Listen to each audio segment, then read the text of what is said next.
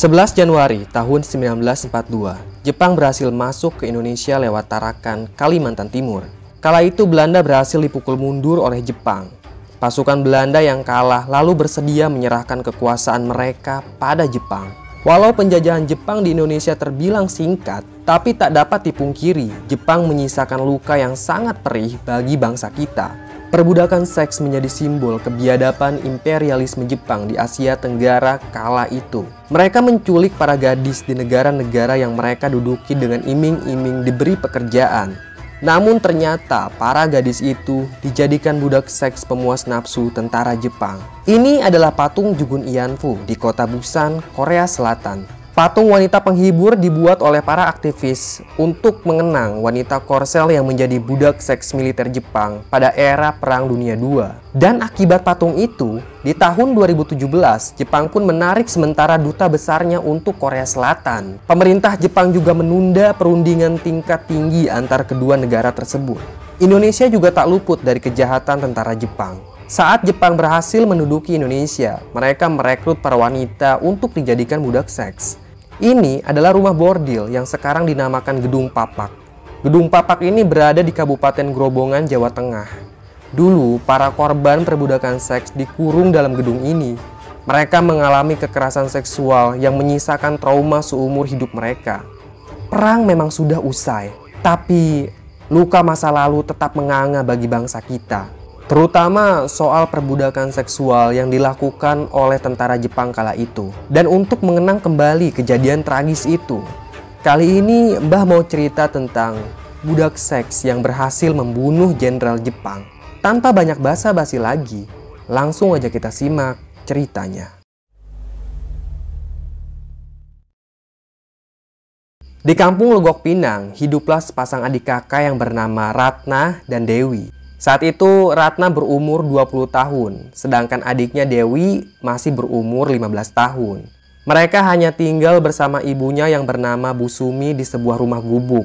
Sementara bapak mereka sudah dikirim oleh tentara Jepang ke Banten Selatan untuk dijadikan romusa atau pekerja paksa. Semenjak tentara Jepang berkeliaran di kampung mereka, Dewi dan Ratna tidak berani keluar rumah. Setiap hari mereka hanya bersembunyi di dalam rumah. Hanya ibunya saja yang berani ke kebun untuk mencari singkong atau apapun yang sekiranya bisa dimakan. Keadaan masyarakat di kampung Legok Pinang saat itu terbilang sedang krisis lah.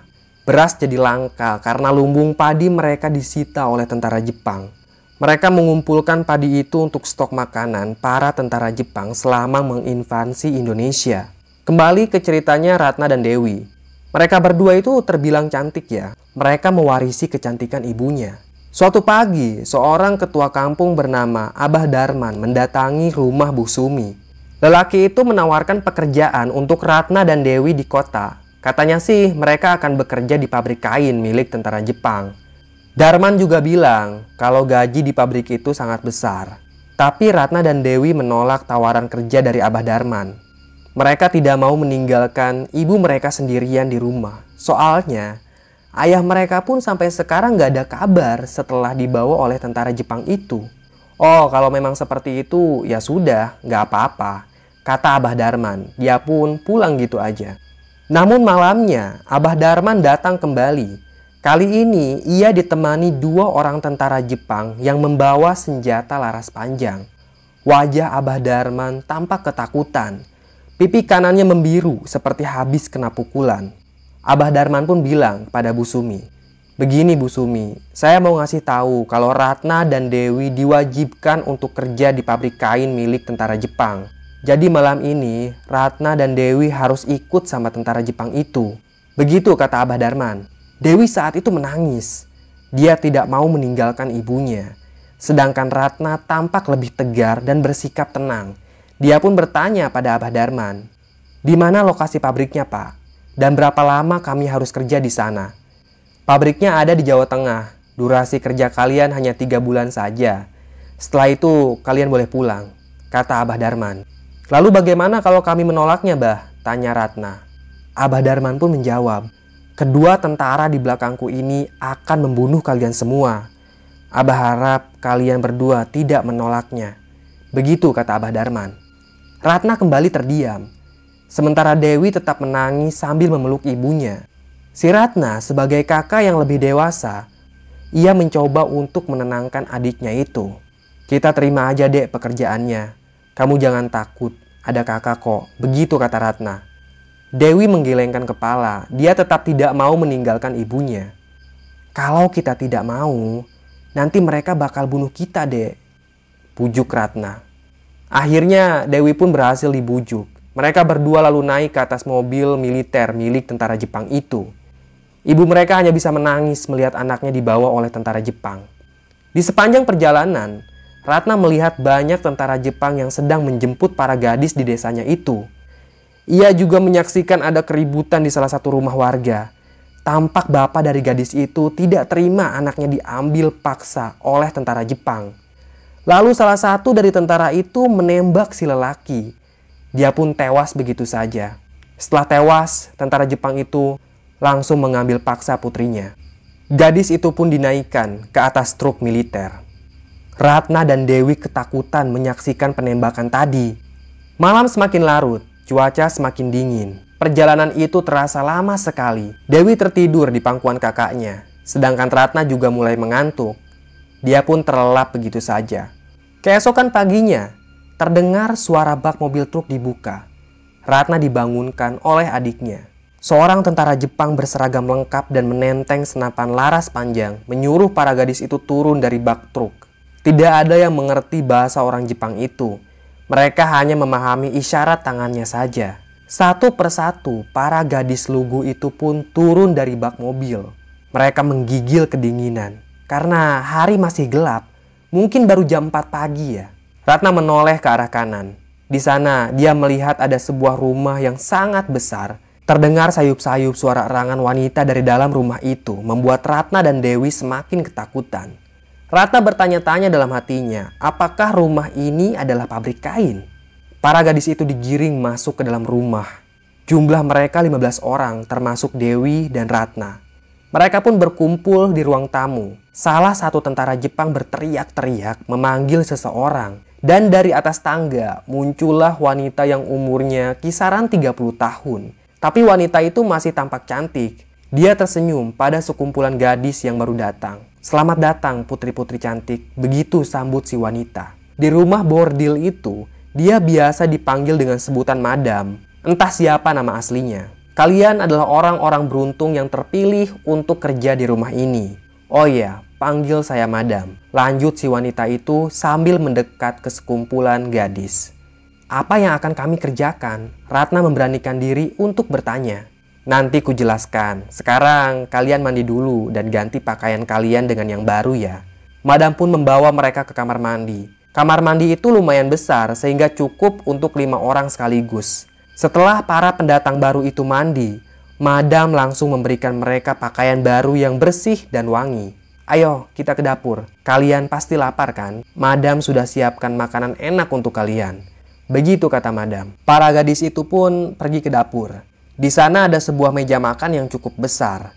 Dan di atas meja makan itu sudah ada berbagai macam makanan yang enak-enak. Sebagian dari para gadis itu tergiur pada makanan. Namun sebagian lagi tak nafsu makan. Mereka ingin keluar dari rumah bordil itu. Ratna dan Dewi duduk di meja makan. Sementara itu, Dewi tampak tidak nafsu makan. Dewi masih memperhatikan sekelilingnya dengan raut wajah ketakutan. "Kalian jangan khawatir. Selama kalian kerja di rumah bordil ini, Madam akan masak makanan yang enak-enak biar kalian semua sehat," kata Madam. Selesai makan, para pendatang baru itu disuruh ke ruang tamu. Mereka semua dibariskan di sana.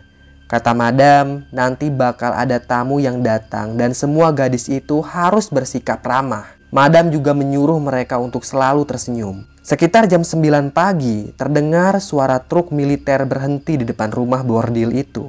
Ada segerombolan lelaki yang berbicara menggunakan bahasa Jepang. Mereka semua membawa senjata api. Baju mereka kotor dan basah oleh keringat. Mereka adalah para tentara Jepang yang habis bertempur di medan peperangan. Perang Asia Timur Raya saat itu belum usai. Mereka datang ke rumah bordil untuk sekedar istirahat dari peperangan yang melelahkan. Ada sekitar 10 tentara yang masuk ke dalam rumah bordil itu. Madam menyambut mereka dengan ramah. Ternyata Madam memang lancar sekali berbahasa Jepang. Entah apa yang dia bicarakan. Tapi Ratna melihat Madam menerima sejumlah uang dari setiap tentara itu. Salah satu dari tentara mendekati para gadis.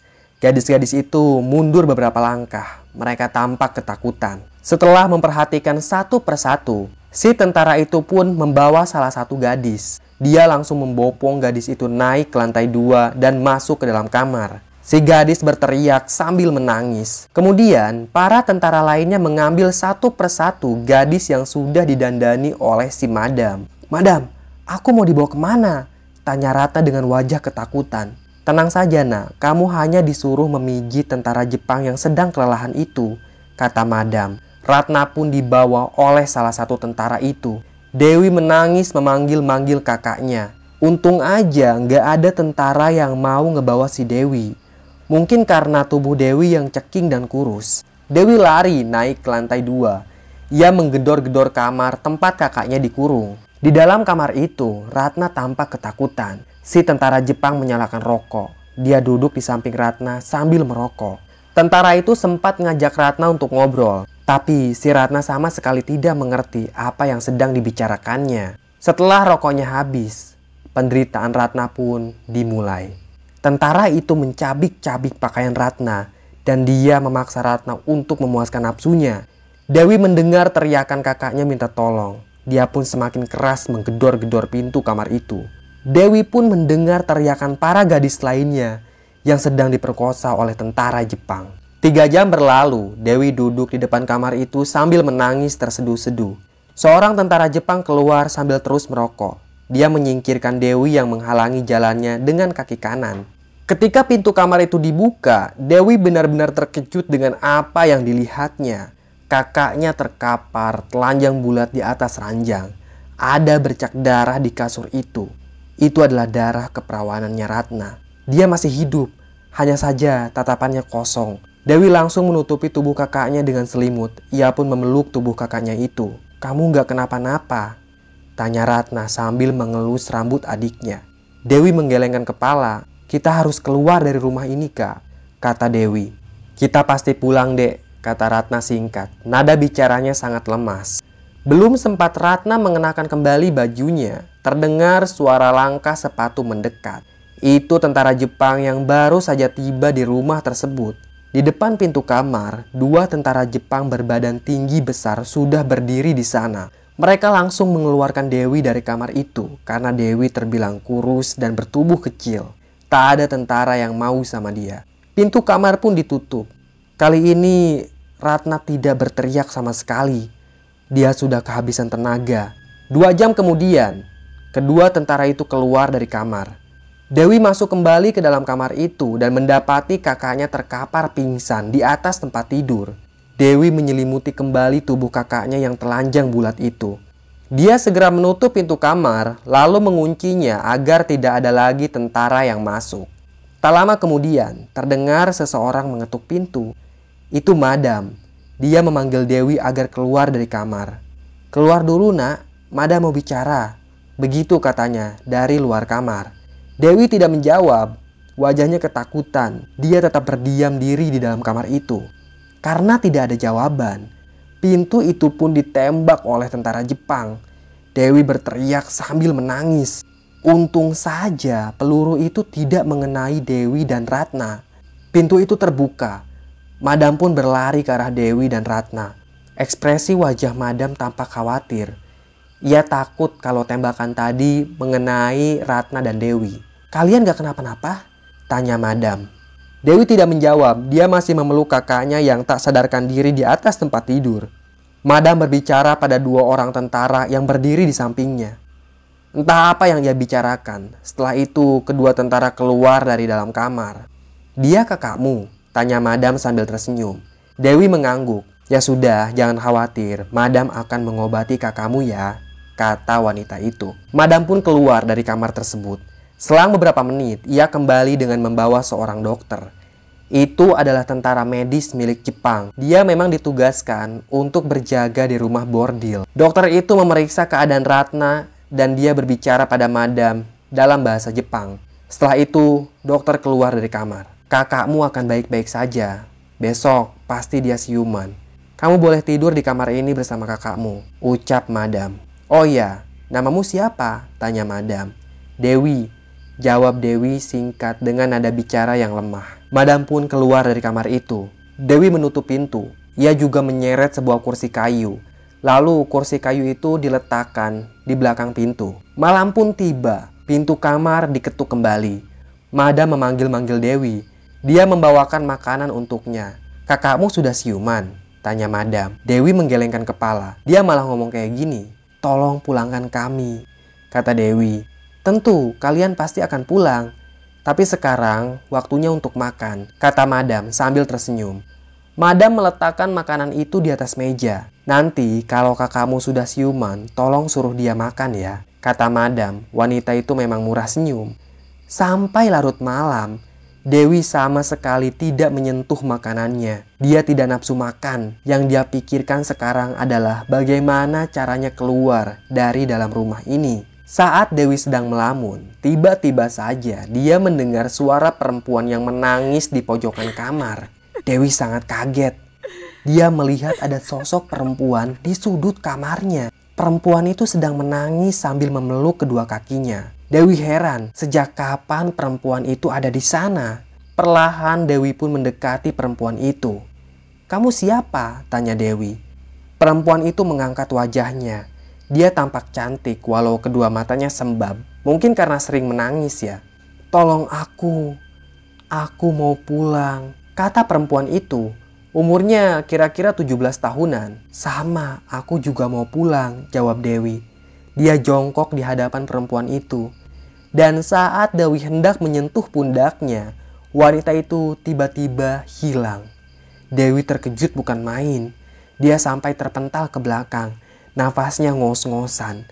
Dadanya berdetak kencang. Dewi yakin yang tadi itu adalah hantu. Dewi pun naik ke atas ranjang dan memeluk tubuh kakaknya yang masih tidak sadarkan diri. Sebisa mungkin, Dewi mencoba untuk tidur. Keesokan paginya, Ratna siuman. Buru-buru dia mengenakan kembali bajunya, lalu membangunkan adiknya itu. Gak lama kemudian, Madam mengetuk pintu. Tanpa menunggu Dewi untuk membukanya, Madam langsung mendorong pintu itu dan dengan mudah dia bisa masuk ke dalam kamar. Madam menyuruh Dewi dan Ratna untuk segera ke dapur karena sarapan pagi untuk mereka sudah siap. Ayo kakak temenin makan, kata Ratna. Sebagai kakak, dia selalu bersikap dewasa walau jiwanya benar-benar tersiksa. Ratna sedang cari cara agar bisa keluar dari rumah ini. Langkah pertama yang akan dia lakukan adalah memperhatikan sekeliling rumah juga halamannya. Setelah sarapan, Ratna dan Dewi kembali ke kamarnya. Kita akan kabur malam ini, begitu kata Ratna pada adiknya. Nanti malam ikuti saja apa kata kakak ya, ucap Ratna. Tampaknya dia sudah menemukan cara agar bisa keluar dari rumah itu. Tak lama kemudian, Madam mengumpulkan semua penghuni rumah. Para perempuan berbaris di ruang tamu. Wajah mereka pucat. Mereka seperti mayat hidup. Madam menyuruh mereka untuk masuk ke ruang dokter. Dan satu persatu mereka pun disuntik KB agar tidak hamil. Hingga sore tiba, tidak ada satupun tentara Jepang yang berkunjung ke rumah bordil itu. Ratna dan Dewi berdiam diri di kamar mereka. Ratna mulai menyusun rencana untuk melarikan diri. Seharian, dia sudah memperhatikan ruangan rumah termasuk halamannya. Nanti kalau ada tentara Jepang, adek masuk ya ke kolong ranjang, biar kakak tutupin pakai spray. Begitu kata Ratna. Dewi mengangguk. Setelah itu terdengar suara truk militer milik tentara Jepang. Buru-buru Dewi masuk ke kolong ranjang. Lalu Ratna menutupinya dengan spray. Seorang tentara Jepang masuk ke kamarnya Ratna. Tampak dari lencana yang ia kenakan, tentara itu adalah seorang jenderal. Wajahnya penuh birahi. Dia mendekati Ratna, tapi Ratna tampak tenang. Ratna tersenyum pada tentara Jepang itu. Ia bahkan membukakan baju si jenderal, lalu menutup pintu dan mengganjalnya dengan kursi. Si jenderal Jepang itu tersenyum. Dia senang karena Ratna baik padanya. Ratna menuntun jenderal itu ke atas ranjang. Dan saat si jenderal itu menggerayangi tubuh Ratna, saat itu juga Ratna meraih sebuah pisau yang sudah ia siapkan. Pisau itu ia curi dari dapur tadi pagi. Ratna kemudian menusukkan pisau itu tepat di tenggorokannya si jenderal sehingga jenderal itu tewas tanpa berteriak sama sekali. Setelah itu, buru-buru Ratna mengeluarkan tali yang ia buat dari untayan kain. Ternyata seharian Ratna ini ngumpulin kain bekas yang ia curi dari gudang, lalu menyobeknya dan membentuknya menjadi tali. Untung aja nggak ada yang tahu aksi si Ratna. Dewi keluar dari kolong ranjang. Dia kaget melihat mayat si tentara Jepang yang terkapar di atas ranjang. Dengan cepat, Ratna mengikatkan tali itu pada tiang jendela. Kebetulan, kamarnya langsung mengarah ke belakang rumah. Setelah ikatan tali itu kuat, dia menyuruh adiknya terlebih dahulu untuk turun. Dewi pun turun perlahan. Belum ada yang melihat aksi mereka. Dewi akhirnya tiba di halaman belakang rumah. Setelah itu, giliran Ratna yang turun. Ratna melewati beberapa jendela kamar dan sempat melihat para tentara Jepang yang tengah bersenang-senang dengan budak seksnya. Untungnya tidak ada satupun dari mereka yang menyadari aksi si Ratna.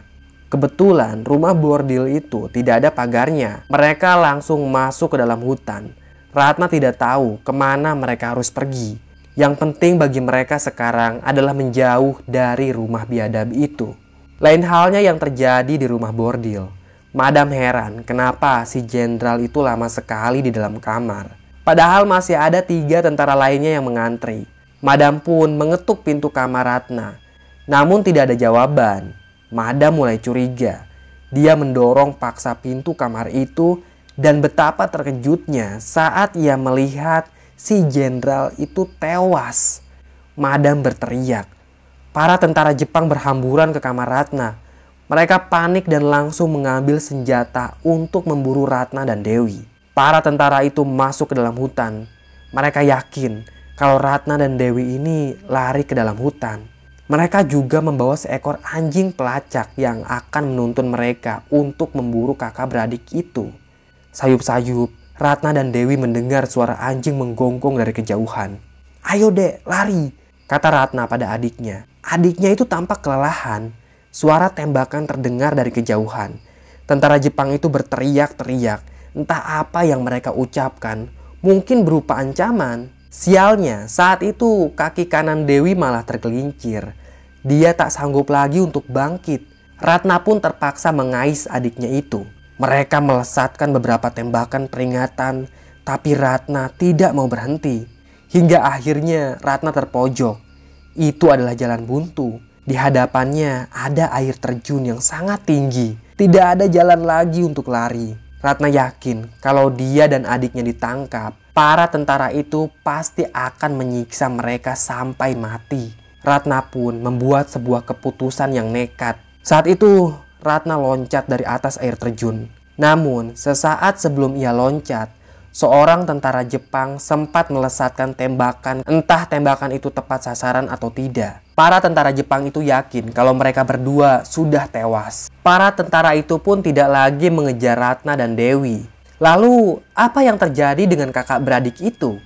Apakah mereka berdua sudah tewas? Ternyata Ratna masih bertahan hidup. Sungai di dasar air terjun itu cukup dalam dan dia tidak membentur bebatuan.